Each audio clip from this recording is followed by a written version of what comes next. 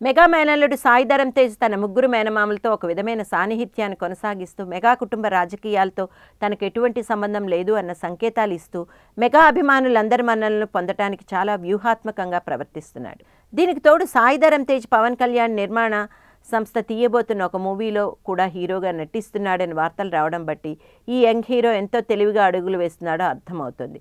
నిన్న మార్చి 27 రామ్ చరణ్ పుట్టినరోజు సందర్భంగా తేజ్ చరణ్ తరపున కేక్ కట్ చేసి మెగా అభిమానులకు జోష్ను కలిగించాడు. ఓ పక్క చరణ్ ఫారిన్ డెస్టినేషన్లో తన పుట్టినరోజు జరుపుకుంటుంటే ఇక్కడ ఫ్యాన్స్ మాత్రం చిరంజీవి చారిటబుల్ ట్రస్ట్లో తమ ఆనందాన్ని సెలబ్రేట్ చేసుకున్నారు. ఈ సందర్భంగా ఏర్పాటు చేసిన కేక్ కటింగ్ ఈవెంట్లో నిర్మాత అల్లు అరవింద్ అలాగే యంగ్ హీరో సాయి ధరమ్ తేజ్ ముఖ్య అతిథులుగా పాల్గొన్నారు. ఓ పక్కన అల్లు అరవింద్కు మెగా కుటుంబానికి మధ్య దూరం పెరుగుతోంది అన్న వార్తలు వస్తున్న నేపథ్యంలో అరవింద్ వ్యూహాత్మకంగా ఇలా సాయి ధరమ్ తేజ్ను ఉపయోగించుకుని చరణ్ పుట్టినరోజును సెలబ్రేట్ చేయడం మెగా అభిమానులు బాగా ఆకర్షించింది. మెగా హీరోలోనే సాయి ధరమ్ ఒక కొత్త రకం ఫాలోయింగ్ ఎంజాయ్ చేస్తున్నాడన్న విషయం తెలిసిందే.